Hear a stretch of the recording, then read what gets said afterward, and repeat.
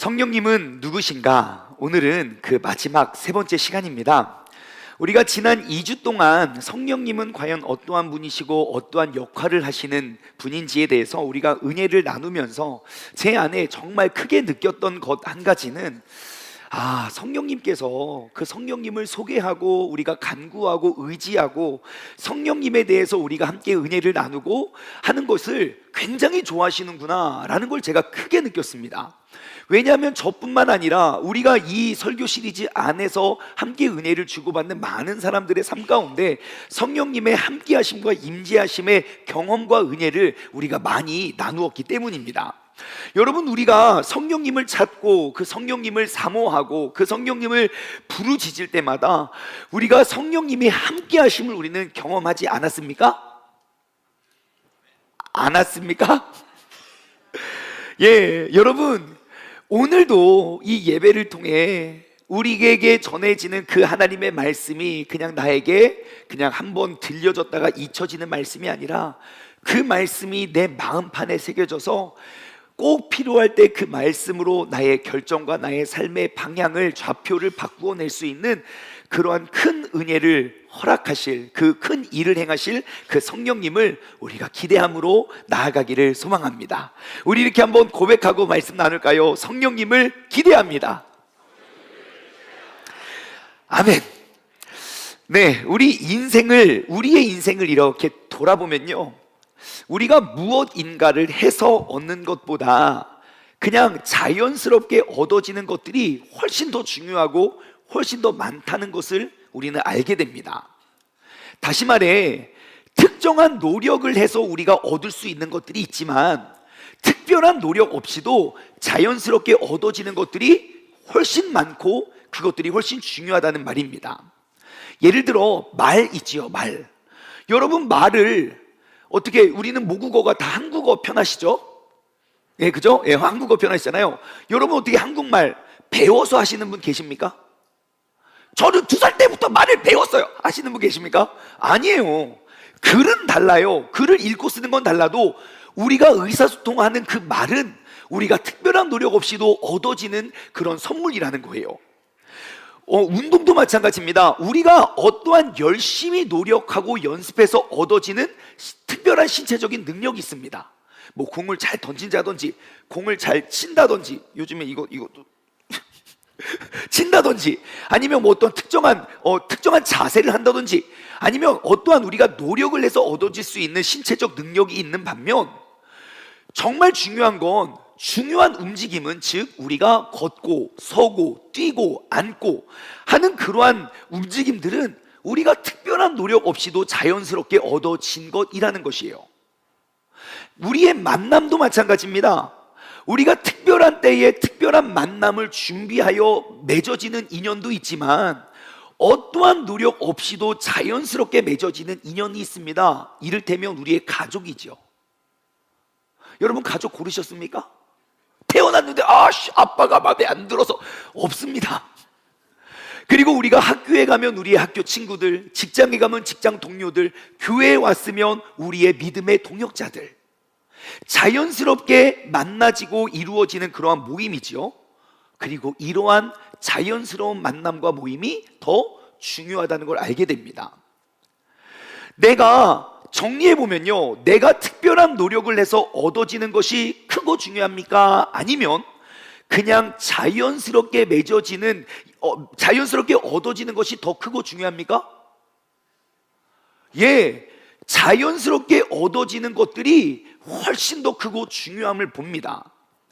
제가 요즘에 계속해서 이 성령님에 대해서 묵상을 하면서 저는 이 원리를 다시 한번 생각해 보게 됩니다. 오늘날 우리가 성경 보고 신앙생활 하잖아요. 성경을 보면서 이들과 같은 신앙생활을 하기 위해서 우리가 얼마나 많이 노력하는지 몰라요. 교회에서 예배를 드립니다. 주일만 예배 드리기가 너무 부족하다는 생각이 들어서 주중에도 예배를 드려요. 월화수목금 새벽 예배도 드리고, 그것도 부족해서 기도할 것이 많아서 저녁 기도회도 드려요. 수요 예배도 드리고 금요철야도 드려요. 그것도 부족해서 목장 모임을 해서 목장 예배를 드린다고요.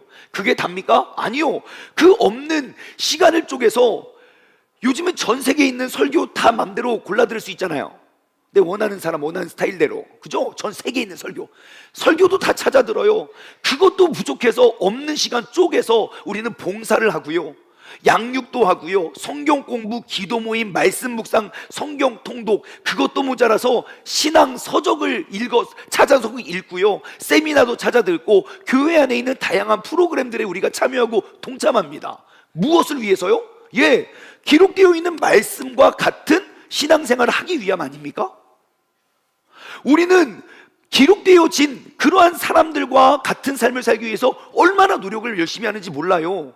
문제는 이렇게 열심히 노력을 하고 이렇게 열심히 신앙생활을 하는데 어떻게 성경을 보고 나의 삶을 보면 만족함을 느끼네, 느끼십니까? 자신 있게 손 들어볼까요? 목사님, 전 성경 읽을 때마다 왜 내 이야기 다 적어놨어 하시는 분 자신 있게 할렐루야. 웃음으로 떼어 넘기려고 하지 마시고요. 아니, 이렇게 열심히 하는데 만족함이 느껴지지 않아요. 그래서 흔히들 믿음이 좋다는 사람들의 결단은 무엇입니까? 내가 더 열심히 노력해야지, 더 노력하는 것 아닙니까? 그래서 더 시간을 쪼개고 더 잠을 포기해가면서 뭔가를 더 열심히 하려고 우리는 노력한다는 거예요. 그러면서 스스로의 만족감을 찾으려고 해요. 그런데요, 제가 오늘 놀라운 사실 한 가지 가르쳐 드릴게요. 여러분, 이 성경을 기록한 시대와 이 성경 속의 주인공들은요, 우리보다 더 열심히 노력했기 때문에 이 역사를 기록한 것이 아닙니다. 요즘만큼 많은 프로그램이나 교육이나 참고 도서가 있지 않았어요. 구약시대 사람들은 구약성경 없었고요, 신약시대 사람은 신약성경이 없었다고요. 우리처럼 이렇게 좋은 장소를 마련해서 일주일에 여러 번씩 시간을 쪼개서 양육하고 교육하고 그런 프로그램에 참여해서, 그래서 내가 어느 정도의 신앙의 경지에 올라서 이렇게 멋진 성경책과 같은 삶을 써낸 게 아니라고요. 그렇다면 어떻게 그들은 이렇게 완벽한 그리스도인의 삶을 살아냈느냐는 거예요. 여러분, 궁금하지 않으십니까? 저는 궁금한데. 아니, 우리도 이러한 공식을 깨달아야 우리의 삶도 하나님의 말씀과 같은 삶을 살아가는 것 아니겠습니까? 도대체 교회를 몇 년을 더 다녀야, 예배를 몇십 년을 더 드려야 내가 비로소 진정한 그리스도인으로서 만족함을 느끼면서 살아갈 수 있겠냐는 겁니다. 저는 여기에서 답을 한번 얻게 되었습니다. 아까 제가 서두에 말씀드린 것처럼 우리의 인생은 무엇인가를 해서 얻어지는 것보다 자연스럽게 얻어지는 것들이 훨씬 많고 그것이 더 중요하다고 말씀드렸어요. 말을 바꾸고, 진정한 그리스도인의 삶은 무엇인가를 자꾸만 해서 되어지는 것이 아니라 자연스럽게 되어지는 것이구나. 말을 바꾸어서요, 하는 것이 아니라 되는 것이구나. 내가 무엇인가를 하려고 해서 이루어내는 것이 아니라 자연스럽게 되어지는 것들을 기록한 것이 바로 하나님의 말씀이라는 걸 알았어요. 성경 속에 기록되어 있는 이 인물들은요, 이들이 무엇인가를 해내기 위하여 꿈꾸고 도전하고 막 해서 기록한 것이 성경이 아니라 그냥 이들의 자연스러운 삶을 기록하니 그것이 오늘날 우리가 보는 성경 말씀, 성경의 주인공이 된 것이에요. 오순절날 그들 가운데 근심하고 걱정하고 예수님의 떠남과 죽으심에 대해서 불안해하고 그 주님을 그리워했던 사람들 가운데 성령님이 강하게 임재하시고 역사하신 순간부터 그들은 무엇인가를 하려 하지 않았어요. 자신의 삶을 성령님께 내어준 거예요. 그리고 성령님께서 말씀하시고 감동 주시고 인도하는 대로 그냥 따랐을 뿐이에요. 물론 그들이 살아왔던 모습과는 전혀 다른 모습이었습니다. 그들이 해왔던 삶의 패턴과는 전혀 다른 삶의 모습이에요. 하지만 성령님께서 인도하시는 대로 그냥 살았더니 그것이 오늘날 하나님의 말씀이 되었고, 모든 그리스도인들의 표준이 되었다는 것이에요. 오늘 본문 말씀은 이에 대한 답을 제시합니다. 본문 말씀을 다시 한번 볼까요? 요한복음 14장 16절부터 20절. 나는 누굽니까? 누구예요? 장충만 아니에요. 누구예요? 예수님이죠. 자, 예수님이 아버지께 하나님께 구하겠으니 그가 또 다른 보혜사, 그러니까 예수님이 하나님께 구하는 것은 이제 또 다른 보혜사를 너희에게 주겠대요. 왜냐? 영원토록 너희와 함께 할 것이기 때문에요. 누가요? 예수님은 이제 곧 떠나요. 하지만 내가 하나님께 구하는 그 보혜사를 구하는 이유는 너희와 영원토록 함께하게 하기 위함이다. 그는 진리의 영이에요. 그래서 세상은 그를, 죄악됨, 진리로부터 벗어난 사람들은 그를 받지 못하지만, 성령님을 마음에 두지 못하지만, 그를 보지도 못하고 알지도 못하지만, 그러나 너희는, 즉 예수 그리스도를 알고 예수 그리스도께서 우리의 구원자 되심을 믿는 자들에게는 그를 알게 된대요. 그는 너희와 함께 거하심이고 어디에 계십니까? 너희의 속에 계시겠음이니라. 내가 너희를 고와 같이 버려두지 아니하고, 왜입니까? 예수님은 곧 떠나시거든요. 그래서 예수님이 떠나면 그 남겨진, 내가 부모를 잃어버린 고아들처럼 그렇게 버려지고 남겨지는 것이 아니라 내가 너희를 고아처럼 버려두지 않기 위해서 너희에게로 온대요. 어떻게 해요? 예수님이 보혜사의 모습으로 오시겠죠. 19절, 조금 있으면 세상은 나를 보지 못하겠거니와, 그러니까 눈을 뜬 이 세상은 예수님의 그 육신의 모습을 볼 수는 없지만 너희는, 그 예수 그리스도께서 우리의 구원자 되시고 예수님이 구하여 보내시는 그 보혜사를 아는 너희는 나를 보리니, 어떻게 봅니까? 보혜사가 우리 안에 계신대잖아요. 이는 내가 살아있고 너희도 살아있겠음이니라. 그날은 언제입니까? 보혜사가 우리 안에 머무시는 그날, 이거 잘 보세요, 이 개념. 내가 아버지 안에, 너희가 내 안에, 또 내가 너희 안에 있는 것을 너희가 알리라. 그래요. 말씀대로라면 저 멀리 계시는 예수님에 대해서, 예수님이 어딘가는 계세요. 어딘지 모르겠어요. 근데 그 멀리에 계시는 예수님에 대해서 우리가 뭔가 공부를 하고 연구하고 노력해서 예수님에 대해서 알아가는 만큼 예수님을 보는 것, 예수님을 발견하는 것, 그거 진짜 어려운 일이죠. 여러분, 예수님 어디 계십니까? 모른다고요. 하지만 예수님께서 내 안에 계시면 예수님이 어떠한 분이고 어떠한 계획을 하시고 어떠한 일을 행하시는지 아는 것은 매우 쉬운 일이죠. 여러분, 우리의 신앙생활은 어딘지는 모르겠지만 어디에 계신지 정확히 알지 못하는 곳에 계시는 그 예수님을 우리가 찾고 부르고 공부하고 연구하는 게 신앙생활이 아니라 내 안에 계시는 예수 그리스도와 더불어 사는 것이, 그것이 신앙생활이라는 것이에요.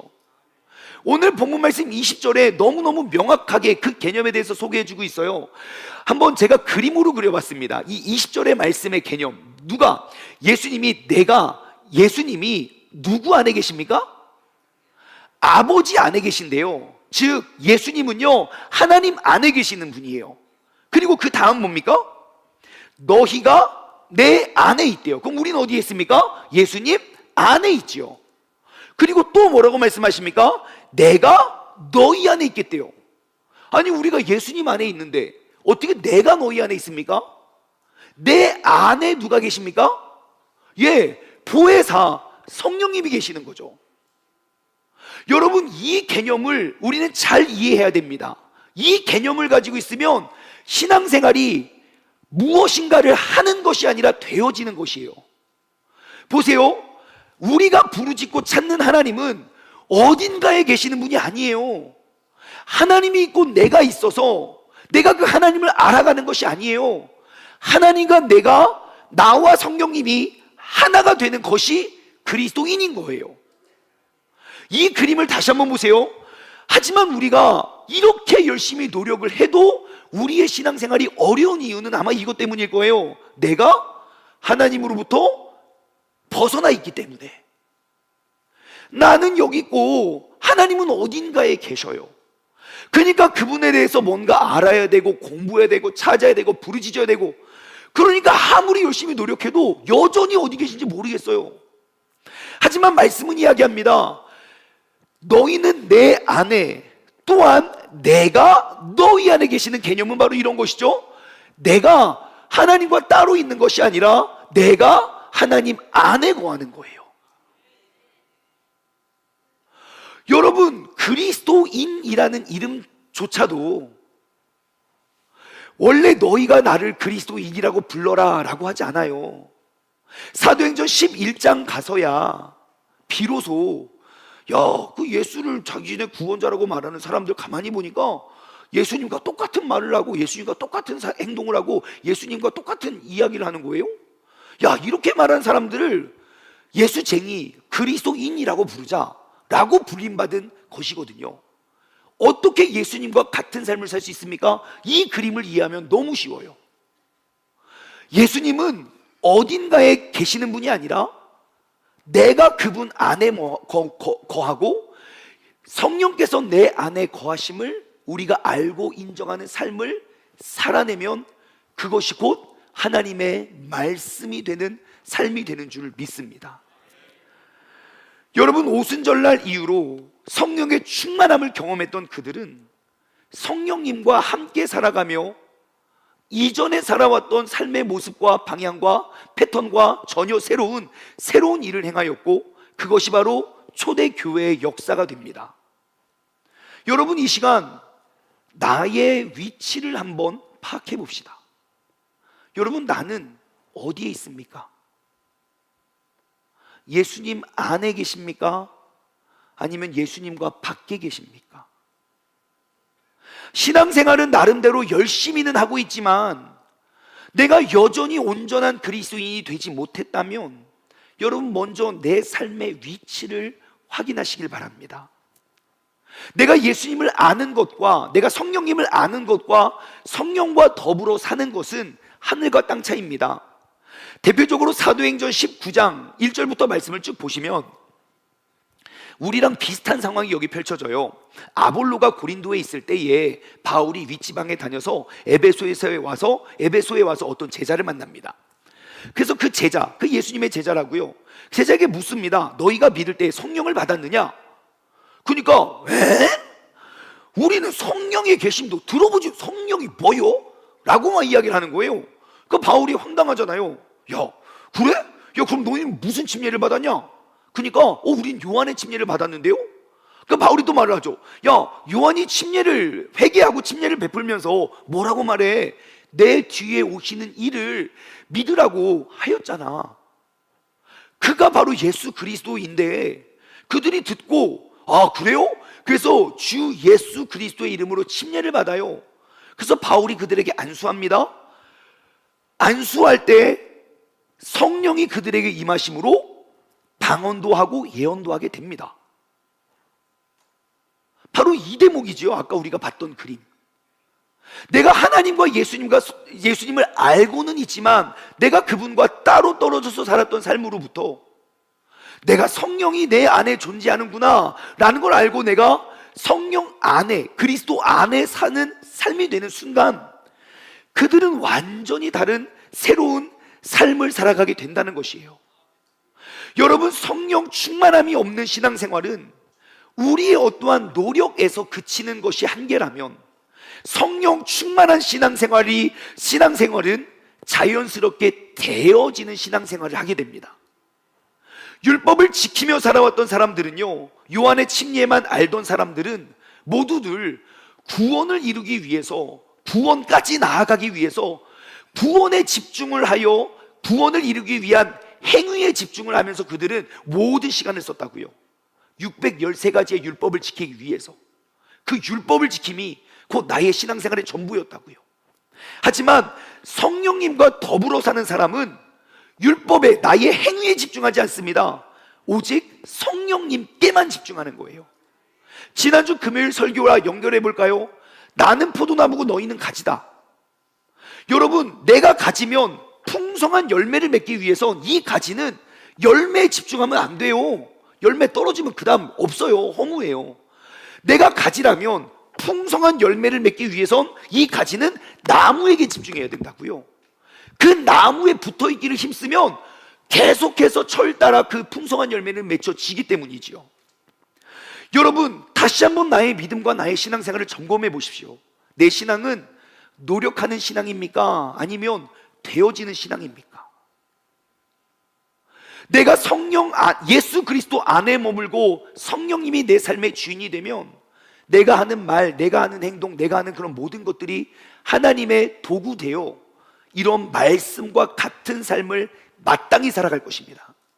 하지만 내가 여전히 열심히 노력은 하지만 말씀을 읽을 때마다 계속 어떠한 이질감과 어떠한 다른 차이점이 느껴진다면 오늘 나의 신앙의 위치를 다시 한번 점검해 보시길 소망합니다.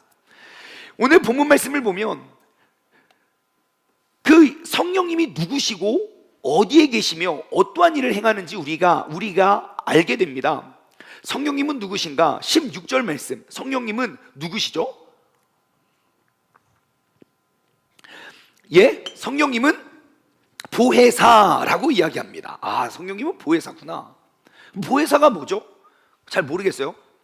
그럼 그분은 어디에 계십니까? 17절. 그는 진리의 영이시고 우리와 함께 계시고 우리 속에 계시는 분이래요. 그 보혜사가요. 그럼 왜 우리 안에 거하십니까? 18절에 보니까 우리를 고아와 같이 버려두지 않기 위해서 우리 안에서 영원히 함께 계시는 분이 보혜사래요. 그래서 성령 충만한 삶은 늘 내 안에 계시는 예수님, 즉 그 보혜사와 동행하는 삶이 되는 거예요. 그래서 성령의 사람은요, 누가 보더라도, 언제 보더라도, 어디에서 보더라도 똑같이 예수 그리스도의 모습을 비추게 되어 있습니다. 어떻게 여러분들 교회 안에서 아는 여러분과 직장 안에서 아는 여러분의 모습이 똑같죠? 이 타이밍에 우리와 같은 아멘이 나와야 되는데 옆에서 집사님, 권사님, 장로님들이 나에 대해서 생각하고 말해주는 것과 우리 자녀가 나를 평가하는 것이 완전 똑같죠? 웃음으로 떼어넘기시려고 하지 마시고, 여러분, 우리가 여기에서 아멘이 나온다면 우리는 되어지는 신앙생활을 하고 있는 것이 틀림없습니다. 예수님께서 이제 내가 곧 세상을 떠날 것을 아셨던 예수님께서 하나님께 구하신 것은 보혜사입니다. 보혜사라고 번역된 그 헬라어 원어는요, 파라클레토스라는 단어예요. 뭐라고요? 파라클레토스. 이 파라클레토스는 두 단어의 합성어예요. 파라라는 단어는 무엇 곁에, 무엇 옆에서예요. 그리고 클레오라는 단어는 부르다예요. 그래서 파라클레토스를 직역하면 곁으로 불러온 존재예요. 내 옆에 서서 도와주는 사람이 파라클레토스예요. 근데 사실 이 파라클레토스를 한글 성경에서는 보혜사라고 번역을 했거든요. 근데 이 번역이 조금 아쉬워요. 아쉬울 수밖에 없는 이유는 이 파라클레토스라는 단어가 포함하고 있는 수많은 의미들이 있습니다. 그냥 한 단어가 아니라 이 단어가 포함하고 있는 그 포용력이 굉장히 넓어서 그냥 단지 보혜사, 영어로는 헬퍼라고 번역하기에는 너무 번역이 협소해요. 그래서 제가 이 보혜사라는 단어가 의미하는 수많은 내용 중에 제가 13개만 뽑았습니다. 사실 한 2-3개만 가르쳐주면 기억하긴 좋지만, 그래도 그냥 이런 보혜사가 이런 부분이구나 한번 기억만 해보시라고요. 제가 그냥 빨리빨리 넘어갈게요. 자, 보혜사, 파라클레토스의 여러 가지 의미입니다. 첫 번째, 그는 변호자입니다. 법정에 서서요, 나를 대신해서 말해주는 분. 성령님은요, 그리스도의 의를 근거로 우리 편에 서주셔서 우리를 대언하시는 분이 바로 파라클레토스예요. 변호인. 두 번째는 위로자입니다. 이것은 단순한 감정의 위로가 아니라 나의 존재를 지탱해 줄 수 있는 꾸준한 위로를 말해요. 위로는요, 상황이 개선되는 것이 아닙니다. 하나님과의 관계 안에서 나를 견디게 하는 능력이 위로입니다. 성령님은 위로자 되세요. 세 번째, 조력자입니다. 삶의 전반에서 실제적으로 나랑 가까이 붙어서 나의 삶을 도와주시는 분이 파라클레토스예요. 네 번째는 중보자입니다.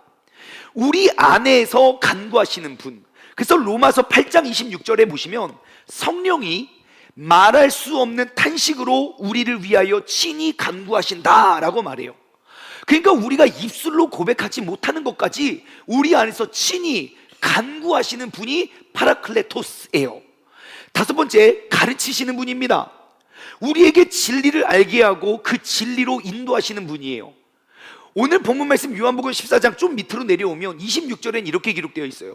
보혜사, 파라클레토스죠. 곧 아버지께서 내 이름으로 보내실 성령, 그가 너희에게 모든 것을 가르치시고 내가 너희에게 말한 모든 것을 생각나게 하리라.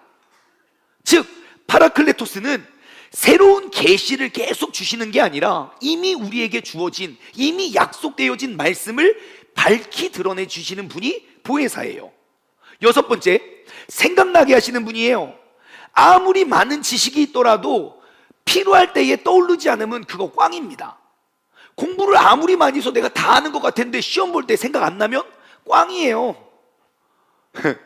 그런데 파라클레토스, 그 성령님은요, 가장 중요하고 결정적인 때에 내게 주어진 그 말씀을 떠오르게 하시는 분이에요. 일곱 번째, 증거하는 분입니다. 성령님 파라클레토스가 내 옆에서 나를 도우면요, 우리는 담대히 복음을 전파하고 증거하게 돼요. 성령에 임했던 모든 사람들의 공통적인 특징이죠. 여덟 번째, 책망하시는 분입니다. 요한복음 16장 8절 말씀, 죄에 대해서, 의에 대해서, 심판에 대해서 세상을 책망하시니라. 우리에게 책망하시는 건 우리를 혼내기 위함이 목적이 아니라 우리로 하여금 다시금 회복시키기 위함이 목적이겠죠. 아홉 번째, 인도하시는 분입니다. 파라클레토스는 우리 곁에서 언제나 그리고 어떠한 상황에서나 우리를 진리 가운데로 인도하시는 분이에요. 열 번째, 내주하시는 분입니다. 오늘 우리가 읽어봤던 14장 17절 말씀, 그는 너희와 함께 거하시며 너희 속에 계시겠음이니라.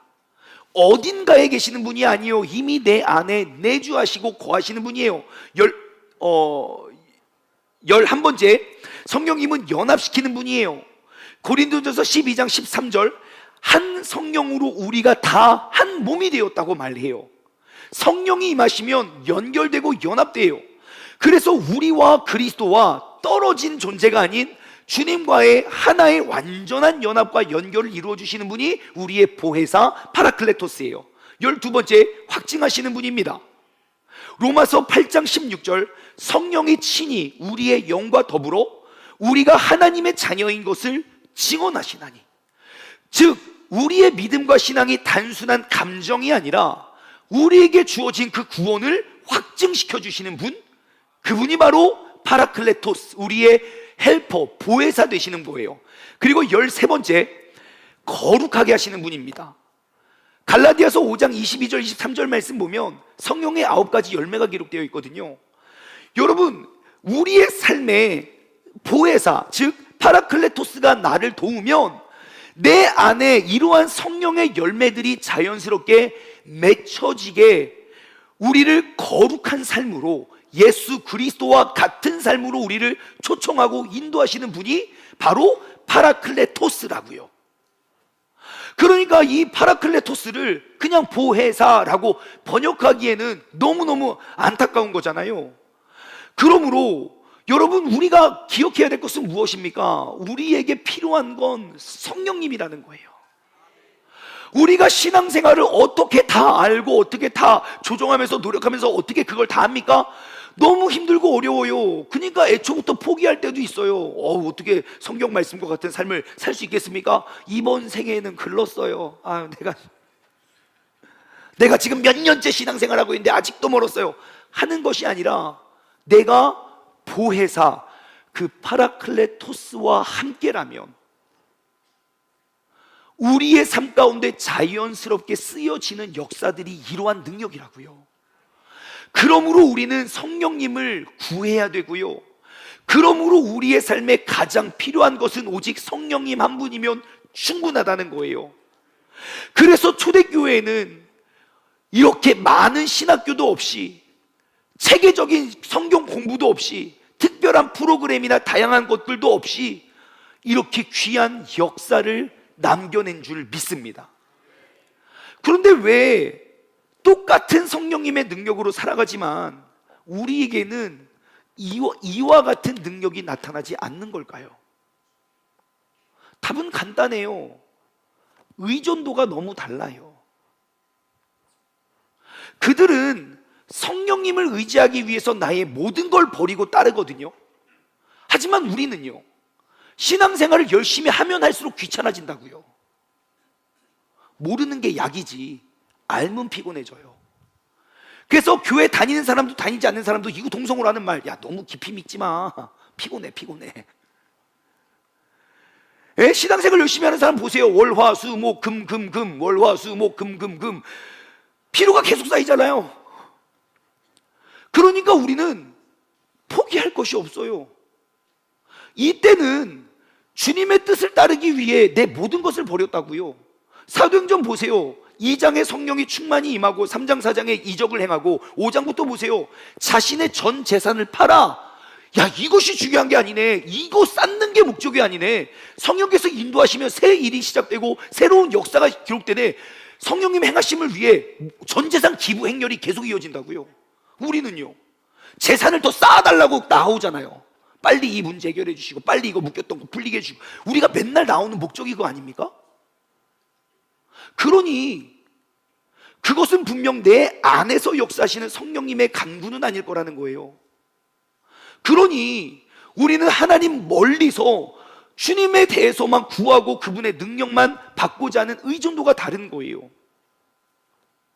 우리는 오늘날 성령님 외에 의지할 게 너무 많아요. 돈 있는 사람은 돈을, 지위가 있는 사람은 지위를, 능력을, 은사를, 인맥을, 내가 의지하고 내 능력으로 할 수 있는 거 다 하고 그 모든 것들을 다 잃어버린 다음에야 비로소 성령님 날 좀 도와주세요 기도하는 거 아닙니까? 한번 나의 신앙과 나의 믿음을 돌아보십시오. 나는 성령님을 얼만큼 의지하십니까? 내가 성령님을 의지하면 의지할수록 그분의 역사는 내 안에 더욱더 선명하게 경험하게 될 거예요. 그렇다면 보혜사 그 파라클레토스는 우리의 삶에서 어떻게 도우시는가? 이것도 굉장히 많지만 네 가지만 추려왔어요. 짧게 나눠볼게요. 첫 번째, 같이 한번 읽어볼까요? 시작! 나의 마음이 무너질 때 위로와 안정을 주십니다. 요즘 시대에 우리의 믿음과 우리의 삶을 파괴시키는 주범은 이유 없는 우울감 아닐까 싶어요. 이게 뭐 딱히 어떠한 이유는 없는데 너무 우울해요. 그래서 따라오는 게 불면증이잖아요. 대한민국 모든 역사에 요즘 날처럼 잠 못 자고 날 새는 사람들, 수면제가 이렇게 많이 팔렸던 역사는 없습니다. 이렇게 잘 살게 됐는데 이유 없는 우울감, 관계 속에서 얻어지는 상처, 외로움. 여러분 핸드폰에 사람 몇 명 저장됐습니까? 수백 명 넘죠. 저는 한 2,300명 있던데요, 전화번호부에. 근데 정작 힘들 때 전화할 사람이 있습니까? 없다고요. 이제는 전 세계 사람들을 다 친구 만들 수 있는 시대래요. 맞잖아요. 인터넷 보면 다 만날 수 있어요. 근데 내가 힘들고 내가 어려울 때 나를 위해 손 내밀어 주는 사람 몇 명 있습니까? 너무 외로워요. 사역을 열심히 할 때 찾아오는 그 번아웃. 여러분, 이때에 성령님은요, 우리를 절대로 가만히 내버려 두지 않습니다. 나의 감정에 깊이 빠지지 않게 나의 내면을 붙들어 주시는 분이 파라클레토스, 보혜사 성령님이에요. 그 성령님은요, 나의 상황이 바뀌지 않아도 내 마음이 무너지지 않도록 우리와 함께 계시는 분, 우리의 마음을 붙들어 주시는 분이에요. 그래서 두려움을 없애기보다 두려움을 넘어서게 하십니다. 그래서 세상에는 두려움과 문제가 없어져야만 누릴 수 있는 평안을 성령님은 두려움이 사라짐으로 찾아오는 평안함이 아니라 두려움 속에서 나를 더욱더 강하게 만드시는 분이 성령님인 줄 믿습니다. 그러므로 여러분, 이 사실을 인정하고 내가 힘들고 어려울 때마다 나를 일으켜 세우시는 성령님을 구하십시오. 그럼 우린 이겨낼 수 있습니다. 두 번째, 같이 한번 읽어볼까요? 시작. 예, 길을 잃었을 때 옳은 길로 인도해 주십니다. 우리가 항상 어떠한 중요한 결정 앞에서 선택하지 못하고 혼란스러울 때가 있습니다. 때로는 내가 뭔가를 선택했어요. 그럼 마음이 평안해야 되는데, 이게 옳은 선택인지 모르겠네. 지금 이걸 사는 게 맞는지 파는 게 맞는지 뭘 해놓고도 고민 계속해요. 성령님은요, 우리에게 옳은 길로 인도하시는 분이에요. 근데 어떻게 인도하시냐고요? 직접 어떠한 음성을 들려주기보다는 마음에 명확한 방향과 확신을 주실 거예요. 성령님의 인도하심을 어떻게 아냐고요? 다양한 방법들이 있습니다. 하지만 go, go, go, go. stop, stop, stop, stop. 가라, 가라, 가라, 가라. 서라, 서라. 하나님 그렇게 말씀 안 하세요. 제발 음성이 들려야 움직이려고 하지 마시고요.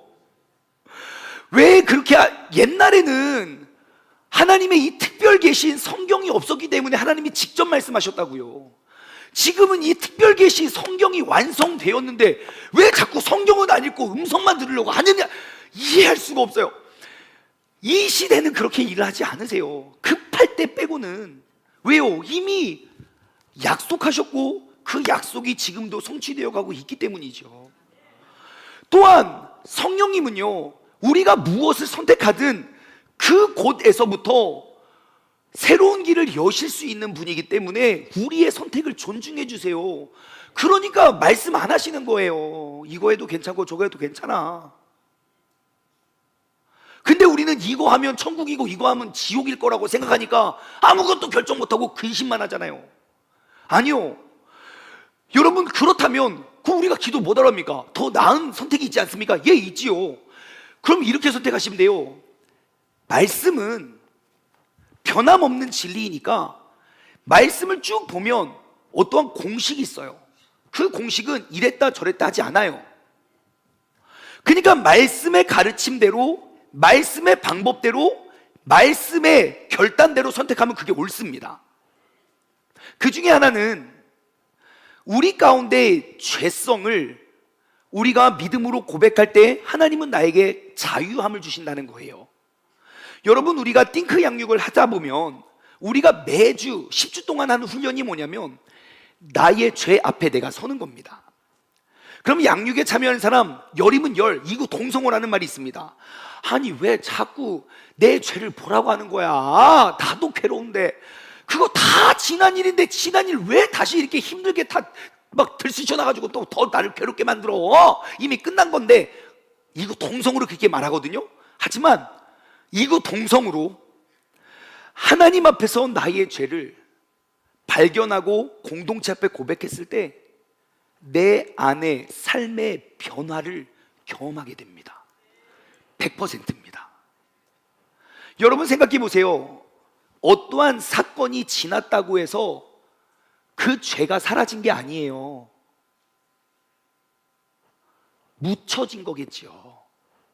하지만 그 죄성은 그대로 남아 있어요.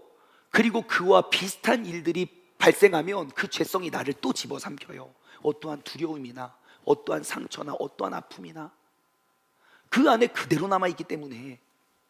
그래서 우리는 그 죄를 말씀 위에 꺼내는 거예요. 그러면 그 죄가 나를 얽매이지 못하게 하거든요. 그 죄가 드러나 보이면 내가 그 죄로부터 자유해지거든요. 그래서 우리가 또 다시 그러한 일이 반복돼도 내가 그 죄 안에 거하여 두려워 떨거나 또 다른 죄를 반복하는 것이 아니라 내가 말씀으로 치유가 되면, 내가 자유함을 얻으면 그 죄 가운데 있는 사람을 건져낼 수 있는 사람으로 변화된다고요. 그것이 성령의 역사인 거예요. 그러므로 여러분, 어떠한 결정 앞에서 하나님 말씀 펴들고 말씀대로 순종해 보십시오. 후회함이 없습니다. 그렇기 때문에 그 결정이 옳은 것입니다. 아유, 목사님 말씀하신 대로 내가 순종하려고 하는데 확신이 안 들어요. 확신이. 혹시 나한테 직접 이렇게 말씀 안 해주십니까? 말씀해 주시면 좋잖아요. 말씀이라기보다는 확신이라는 표현이 더 옳은 것 같아요. 여러분, 이렇게 우리는 또 성령님의 인도하심을 경험할 수 있어요. 내가 진리 가운데 서잖아요. 그러면 내가 그 선택 위에 걸으면 걸을수록 담대함과 확신이 커집니다. 하지만 내가 비진리 위에 서잖아요. 그러면 걸으면 걸을수록, 가면 갈수록 불안해지고 초조해집니다. 그래서 내 안에 평안함과 불안함을 통하여 그것이 옳은 선택인지 그른 선택인지 금방 알아요. 성령께서 인도하시는 것은요, 사람들에게 본이 되고 덕이 됩니다. 성령님은 인격적이신 분이기 때문이에요. 나 하나 살리겠다고 다 죽이는 분 아니에요. 공동체를 통하여 하나님은 회복해 가시는 거예요. 성령님이 결정하시는 건 힘들긴 해도 내가 생각하면 생각할수록 내가 이 선택하길 잘했다 라는 생각이 계속 듭니다. 그리고 내 힘과 내 지혜와 내 능력으로 행한 것이 아님을 우리는 하면 할수록, 돌아보면 돌아볼수록 우리는 그런 생각이 들어요. 성령님이 하시는 일이에요. 하지만 내가 생각하면 생각할수록 내가 그때 그 말 괜히 해가지고 내가 진짜 이렇게 계속 불안하고 막 계속 근심하잖아요. 그러면 점검해 봐야 돼요. 우리가 성령님을 의지함으로 누군가를 위해 기도하잖아요. 진짜 치유와 기도와 회복이 나타나요. 여기 안에도 계시고요.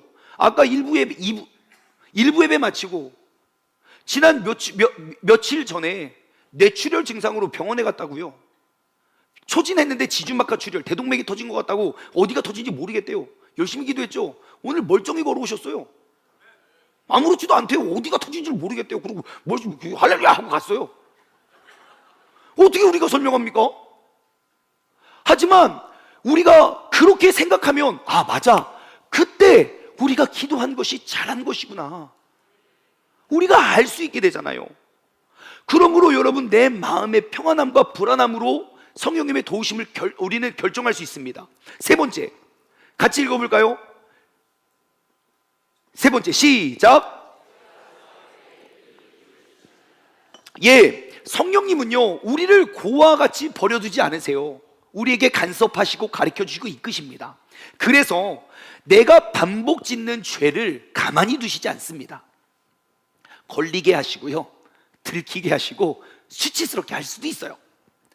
끊지 못하는 죄의 습관에 대해서, 내가 알면서도, 죄인 줄 알면서도 계속 넘어지는 문제들에 대해서 성령님은 절대 가만히 계시지 않아요.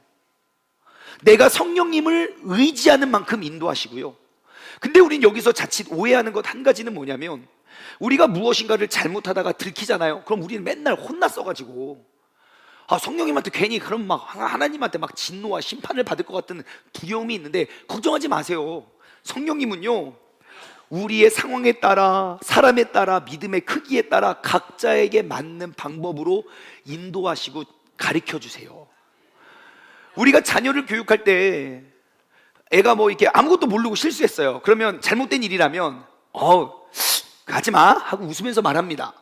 근데 그 아이가 잘못된 거 알면서 계속 그거 해요. 그럼 어떻게 합니까? 인상을 쓰겠죠. 너 하겠죠. 근데 계속해요. 그럼 어떻게 합니까? 그 다음에 이제 뱀 부르죠. 막 뱀이 샥샥 지나가잖아요. 막. 그래도 계속해요. 그 다음 어떻게 합니까? 이제 레이저 광선 쏘잖아요. 야! 레이저 광선 쏘잖아요. 그래도 계속해요. 그럼 어떻게 합니까? 매를 들죠. 이놈 자식을 와! 하면은 다 치유가 돼요. 여러분, 이처럼 성령님께서 나의 죄를 들추어내시는 건 진노와 심판을 생각하지 않으셔도 돼요. 나의 믿음의 크기와 상황에 맞게 우리를 인도하시는 분이에요. 성령님은 절대로 나의 죄를 정죄하시는 분이 아니에요. 죄와 싸울 수 있는 힘을 주시는 분이에요. 나의 죄를 없애주는 분이 아니라 죄를 이길 힘을 주신 분임을 기억하시길 바래요. 마지막으로 네 번째, 시작. 관계 속에서 사랑할 수 없는 사람을 사랑하게 하십니다. 성령님이 어떠한 일을 하시냐면요, 용서 안 되는 사람도 용서케 하세요. 사랑할 수 없는 사랑의 포용력을 줄이시는 분이 아니에요. 성령 충만하면 할수록 막 원수가 점점 늘어. 그거 아니라고요. 내가 사랑할 수 없는 사람도 이해하고 사랑하게 만들어 주시는 분이 성령의 역사예요. 그것들이 가족의 문제든 교회 내에서의 갈등이든 무엇이든 성령 안에 있으면 해결될 일이에요. 성령님은 감정부터 바꾸지 아니하시고 우리의 태도부터 바꾸십니다. 내가 사랑해야지, 사랑해야지, 주여 사랑해야지. 아무리 노력해도 안 되는 거 아시잖아요. 근데 성령이 충만하면요, 긍휼의 마음이 생겨요. 믿기만 하던 그 인간이 불쌍한 사람처럼 보인다고요. 저렇게 사고를 치기 위해서 본인은 얼마나 괴로울까. 성령님의 하시는 일이라고요. 여러분, 내가 누군가에게 실망을 했을 때 내 머리로 내 생각으로 도저히 용납이 안 되는 사건이 발생했다고 칩시다. 내 머리 어떻게 인간이 그럴 수가 있냐고 납득할 수가 없어요. 그때 내 안에는 의심과 미움과 원망이 막 자리를 잡아요. 여러분, 근데 잘 한번 생각해 보십시오. 아주 중요한 거예요.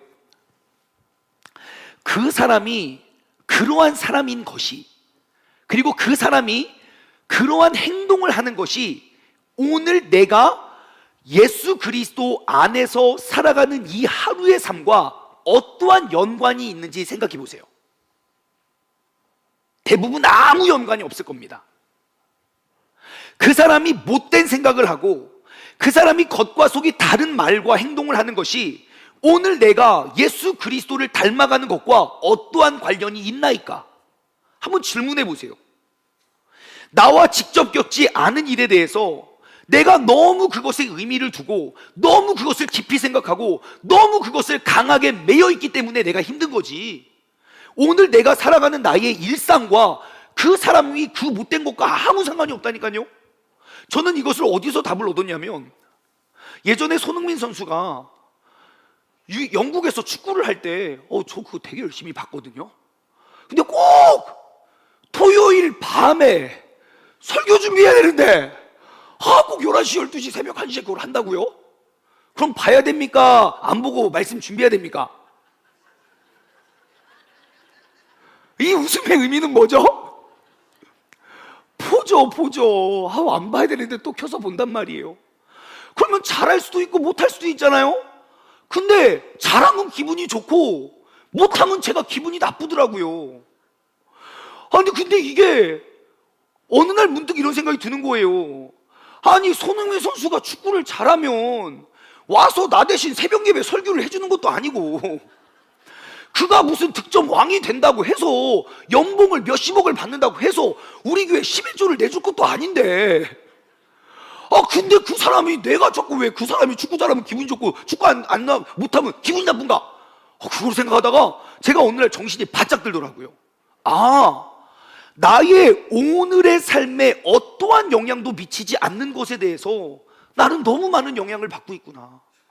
잠도 못 자고 기분도 상하고 열받고. 여러분 명심하십시오.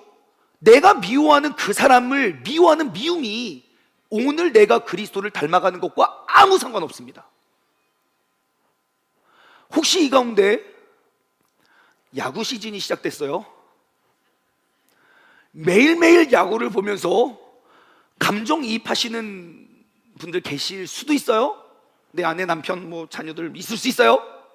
조심하셔야 돼요. 마귀는 그렇게 미혹하거든요.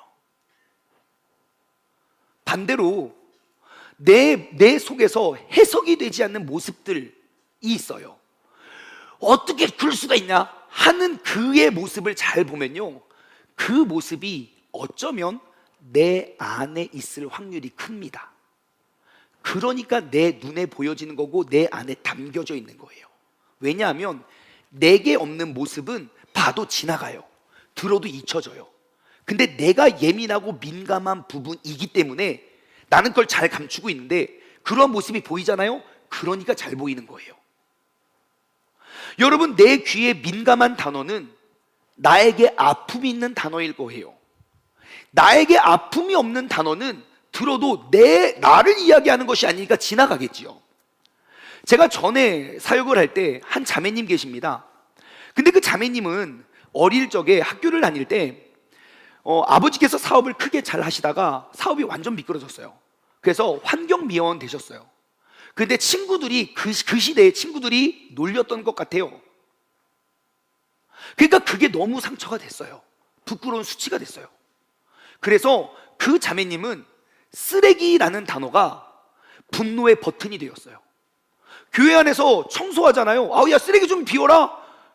그럼 갑자기 여기다가 와 하더니 가다 막 싸움을 거는 거예요. 나한테 쓰레기라고 했냐고, 내가 쓰레기냐고. 너무 놀랍잖아요. 우리 그런 거 아니에요. 난 내가 쓰레기 버리겠다고 하는 거예요. 근데 참지 못한 버튼이 돼요. 여러분, 누군가의 이기적인 모습이 내 안에서 용납이 되지 않는다면 분명히 내 안에 있는 이기심 때문에 그럴 거예요. 누군가의 욕심이 이해가 되지 않으면 어떻게 저렇게 욕심이 드글드글해서 만족할 수 없나? 가만히 내 모습을 보십시오. 아마 내 안에 그만한 욕심이 있을 거예요. 그럼 입장을 바꾸어 보면 내가 그를 미워하는 만큼 그도 나를 그렇게 볼 것이라는 것이죠. 그래서 진리의 영이신 성령님께서는 내 죄를 보기보다 내 죄를 먼저 보게 하세요. 내 죄가 보이면 내 죄가 보이지 않아요. 하지만 내가 죄인됨을 볼 수 없으니 내 죄에 대해서만 관심을 갖고 그를 책망하고 그를 저주하고 우리는 그 지옥 속에서 헤어나올 수가 없는 것이지요. 여러분은 어떠하십니까? 우리가 신앙생활을 하면서 성령님 없는 신앙생활은 절대로 어떠한 노력을 해도 성경적인 신앙인이 될 수 없다는 걸 이제 아시겠지요. 그러므로 오늘도 우리는 그 성령님을 구하길 소망합니다. 그래서 우리가 구해야 할 것은 매일매일 성령 충만함으로 나아가길 원해요. 우리는 뭔가를 더욱더 열심히 하고 열심히 살아야 할 사람이 되는 것이 아니라 성령님과 함께 살아가야 할 사람임을 인정하고 고백하시길 바라요. 성령님을 사모함으로 나아갑시다. 성령님 나와 함께하여 주옵소서. 우리가 한번 다짐하고 선포해 볼까요? 성령님 나와 함께하여 주옵소서. 시작. 한 번 더 시작. 성령님 나와 함께하여 주옵소서. 한 번 더 시작. 성령님 나와 함께하여 주옵소서. 적용 질문을 드립니다. 첫 번째, 여러분, 내 믿음 생활의 위치는 어디에 있습니까?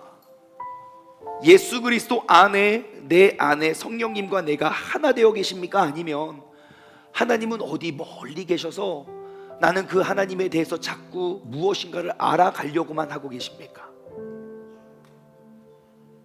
두 번째, 나는 성령님을 얼만큼 의지하십니까? 언제, 어디에서 어떻게 의지하고 계시나요? 성령님이 내 안에 계시면 내 말과 행동과 표정과 삶을 통하여 모든 사람들이 볼 거예요. 이 사람은 이 사람의 본능으로 사는 사람이 아니구나.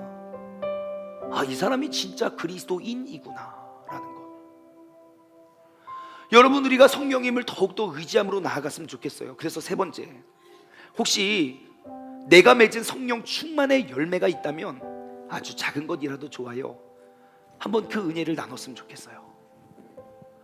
성령님은 어딘가에 계시는 분이 아니에요. 지금도 말씀을 듣게 하시고 말씀을 깨닫게 하시고 내 죄가 보이게 하시고 그 죄를 고백해 하시고 내가 그 성령님을 인식하고 느낄 때마다 내 삶에 얼마나 많은 일을 하시는지 우린 발견하게 돼요. 여러분, 이번 한 주도 오늘 하루도 우리의 남은 여생도 그 성령님과 동행하여 성령 충만한 삶을 사시길 주님의 이름으로 축원합니다. 기도하겠습니다.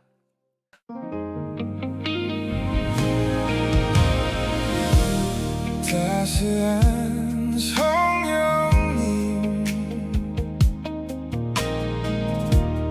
마음으로 보내 내 몸을 감싸며 주어지는 평안함 만족함을 느끼네. 부르신 곳에서 나는 예배하네. 어떤 상황에도 나는 예배하네. 부르신 곳에서 나는 예배하네. 어떤 상황에도 나는 예배하네. 내가 걸어갈 때 길이 되고 살아갈 때 삶이 되는 그곳에서 예배하네. 사랑과 진리에 한 줄기 빛 보내. 내 몸을 감싸며 주어지는 평안함 그 사랑을 느끼네. 부르신 곳에서 나는 예배하네. 어떤 상황에도 나는 예배하네. 부르신 곳에서 예배하네. 어떤 상황에도 나는 예배하네. 내가 걸어갈 때 길이 되고 살아갈 때 삶이 되는 그곳에서 예배하네.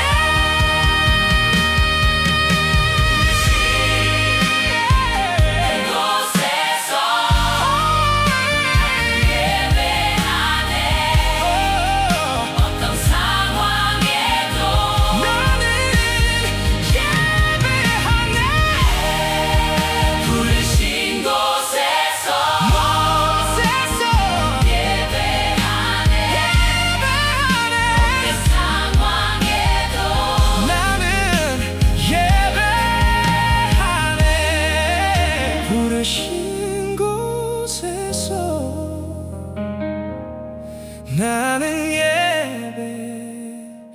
예배하네.